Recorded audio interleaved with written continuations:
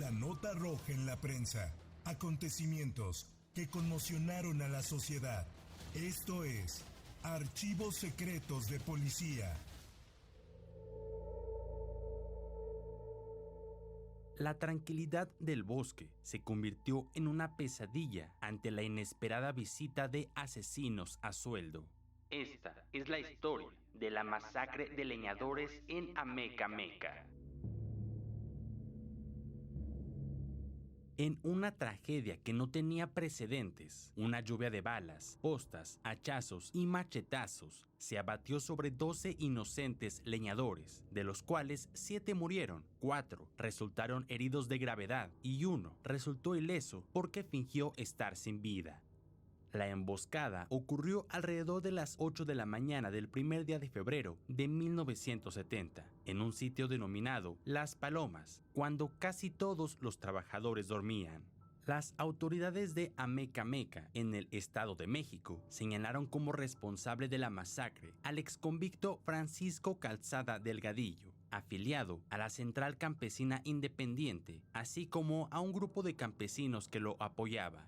El experimentado guía Luis Soriano Escobar, mejor conocido como Tlaxquiche, informó al reportero gráfico Enrique Metinides que unos 15 o 20 individuos rodearon el improvisado campamento de leñadores y se escondieron en las alturas. A una señal, dispararon con pistolas y escopetas de diferentes calibres contra los indefensos trabajadores. Varios pasaron de un tranquilo descanso al sueño eterno. Murieron instantáneamente, envueltos en sus cobijas de lana. Los demás fueron lesionados desde diferentes ángulos. Algunos se levantaron por momentos y se desplomaron después para no levantarse más. El joven Pablo Martínez no sufrió ni un rasguño, pues iba a levantarse para correr cuando comprendió que todo estaba perdido, y cayó horizontalmente como si lo hubieran abatido. Pero el mismo sujeto que había atentado contra los leñadores titubeó para retirarse y dijo que sería mejor asegurarse. Entonces, algunos homicidas sacaron machetes con los cuales destrozaron varios cuerpos y también repartieron algunos hachazos al azar. Entonces, cuando creyeron que su obra estaba consumada, los maleantes huyeron hacia el Popocatépetl. Pablo quedó ileso y se percató que 7 de sus compañeros habían muerto en forma instantánea. Pero Vicente Aragón, Reyes Molina, Luis Pérez y Pascual Martínez estaban gravemente heridos. Por lo que después de un instante de conmoción y cuando se cercioró de que los asesinos ya se habían marchado, el joven leñador corrió frenéticamente hacia Amecameca, donde llegó jadeante y sin fuerza, de tal suerte que incluso mucha gente consideró que estaba borracho. Cuando avisó de lo sucedido en la comandancia de policía, las autoridades ordenaron que un grupo de agentes armados fueran al lugar de la emboscada y buscaran a los asesinos. Sin embargo, los directivos de la Cruz Roja local se ofuscaron y pese a tener una ambulancia, no la enviaron con chofer ni socorrista por los 4 lesionados. Fue entonces cuando se solicitaron los servicios del guía Luis Soriano Escobar, quien conocía el Popocatépetl e Iztaccíhuatl mejor que las palmas de sus manos, según decía la gente.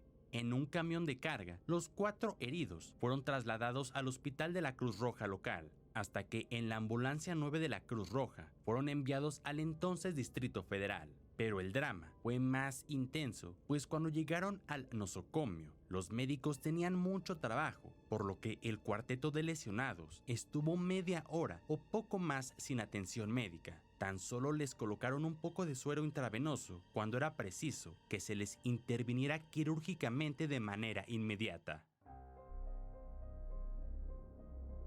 Los sobrevivientes, Vicente, Reyes, Luis y Pascual, declararon para la prensa lo siguiente. El primero dijo: En el caso de la balacera, le juro que hasta ahora no me explico por qué nos tirotearon en la emboscada. La mayoría de nosotros estaba durmiendo, porque el día anterior habíamos trabajado hasta el cansancio, derribando varios árboles. Entonces, escuché algo que no sé explicar. Solo sé que sentí mucho miedo y levanté los brazos hacia mis enemigos. Sentí un golpazo en la mano derecha y otro en el pecho y el estómago. Los médicos de aquí me dicen que tengo heridas de postas. Alguien me disparó a corta distancia. De milagro estoy vivo. Yo creo que no estoy muy grave, porque me siento algo bien. Creo que me salvaré, pero Dios dispone solo lo que le conviene. Si dice que me muera, pues me muero. Solo pido que no desampare a mi esposa y a mis hijos. Reyes comentó que 3 leñadores habían ido al pueblo por alimentos, frijoles, carne, huevo, tortillas y sal para preparar el desayuno. Al menos tardarían unas 3 horas en regresar, ya que es lo que se hacía de ida y vuelta desde San Pedro hasta donde estaban todos los leñadores. Trataré de contarlo todo brevemente, porque casi no puedo hablar por el dolor que traigo. Y pues, el día anterior habíamos trabajado retearto. Teníamos 2 sierras y 10 hachas, con las cuales cortábamos al menos unos 10, tal vez 11 árboles. De esos grandotes y macizos. Estábamos cansadísimos, señor, tanto que el día siguiente nos quedamos dormidos hasta muy tarde. Y entonces, como a las 7 de la mañana, vi que varios compañeros estaban ya calentando el desayuno. Y pues yo me eché otro coyotito, nomás como unos 15 o 20 minutos creo, hasta que comenzó la emboscada. Los disparos por todas partes. No me explico por qué la agresión. Yo creo que nos rodearon y los asesinos dispararon desde muy cerca. Luis y Pascual expresaron que de pronto fueron rodeados por gente desconocida.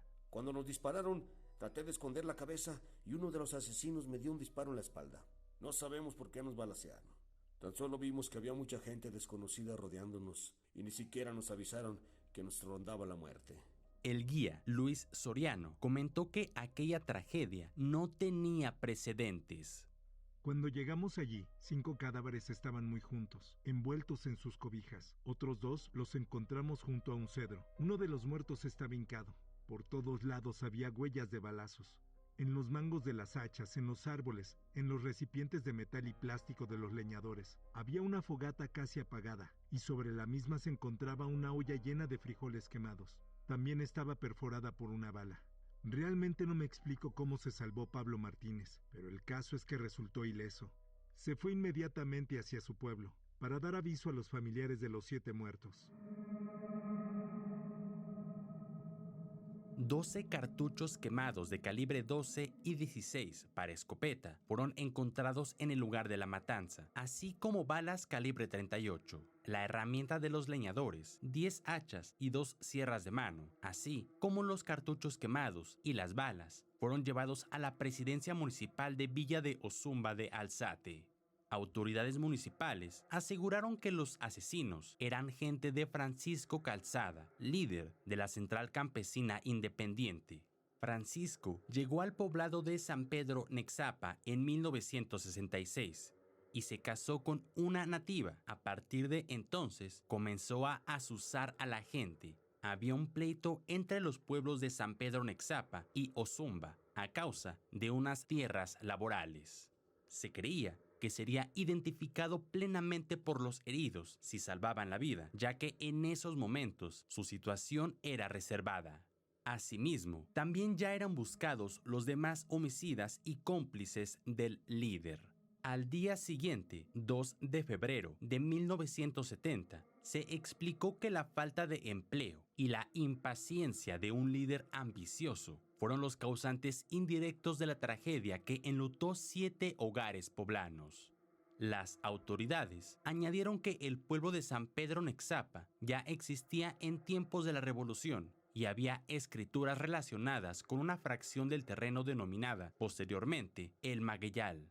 Los revolucionarios incendiaron San Pedro Nexapa cuando las casas estaban construidas de madera y otros elementos combustibles y se perdieron importantes documentos. La villa de Ozumba de Alzate y San Pedro Nexapa iniciaron entonces un pleito judicial por la posesión de El Magueyal, cuya área aproximada se estimaba en al menos unas 194 hectáreas.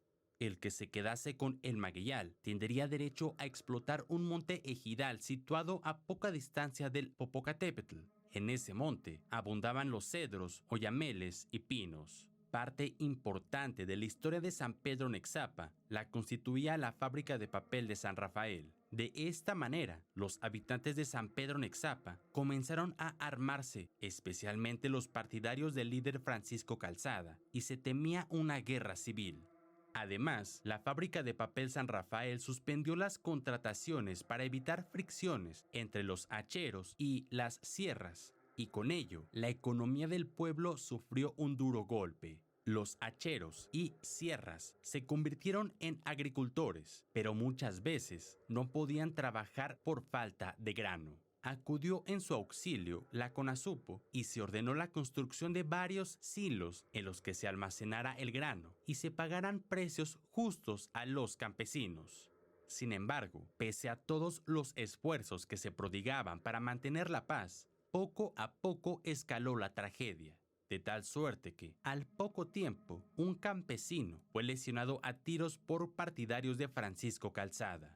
El leñador había acudido solo, en busca de madera, al monte Ejidal donde abundaban los cedros, oyameles y pinos. Y, aunado a ello, un camión de la CONASUPO fue tiroteado a fines de enero de ese mismo año, 1970. Así, 15 leñadores fueron contratados por Felipe Lozada González para que trabajasen en favor de la fábrica de papel San Rafael, ante lo cual los hombres de Francisco Calzada se enfurecieron y tendieron una emboscada a los 15 trabajadores. Unos 25 partidarios del líder de la Central Campesina Independiente se armaron con machetes, hachas y escopetas, así como pistolas. Cuando los leñadores estaban durmiendo, dispararon a corta distancia contra ellos. Los muertos no fueron identificados legalmente hasta la 1 de la madrugada del 2 de febrero de 1970.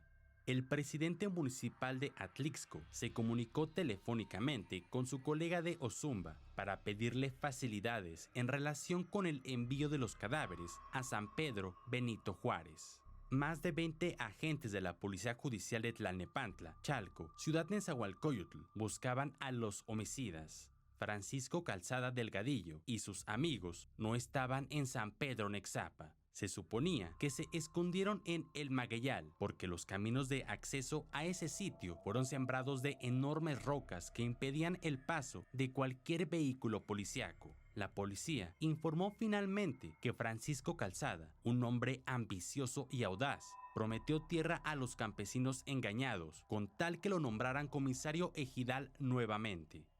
Así, en conclusión, fueron su ambición y la falta de empleo los que provocaron indirectamente la tragedia que enlutó 7 hogares de San Pedro Benito Juárez. Se creía firmemente que el líder de la Central Campesina Independiente, señalado como principal culpable, pronto sería capturado. El procurador del Estado de México de aquel entonces, el licenciado Miguel Galindo, se dirigió a Chalco para enterarse personalmente del curso que seguían las investigaciones y también para dictar medidas que, según él, juzgó necesarias para activar la búsqueda de los homicidas. El policía judicial estaba haciendo todo lo posible por llevar a feliz término la investigación que se inició el 1 de febrero, cuando 7 leñadores fueron abatidos a balazos, hachazos, machetazos y con postas. Sin embargo, el tiempo pasó y el culpable salió del radar de la policía. Y se pensaba que nunca sería sancionado por la justicia y la reparación del daño nunca llegaría a los hogares poblanos afectados por la emboscada de Las Palomas. Ya sin esperanza y olvidándose poco a poco del suceso, luego de 3 años sin que se tuviera noticias sobre los avances de la investigación, el 14 de febrero de 1973 se publicó en las páginas de la prensa que el líder de la Central Campesina Independiente por fin había sido detenido en Popo Park como presunto responsable de la masacre ocurrida hacía 3 años. Se trataba ni más ni menos que de Francisco Calzada Delgadillo, de 58 años en ese entonces, quien tras ser arrestado, cuando transitaba por la Avenida Revolución, no opuso la mínima resistencia y más bien parecía resignado.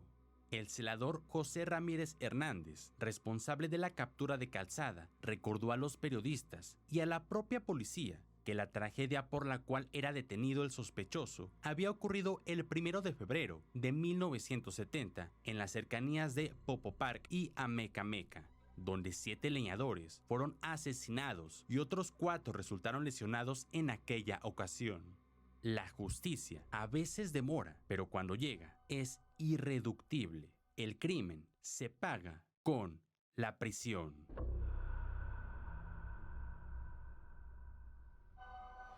Si te gustó este episodio, no olvides seguirnos como Archivos Secretos de Policía en tu plataforma de audio favorita. Además, estamos como La Prensa OM en YouTube, donde cada semana hay un episodio nuevo, con imágenes exclusivas de la prensa. Déjanos tu opinión sobre esta historia, o si te interesa algún caso que quieras escuchar, podemos buscarlo.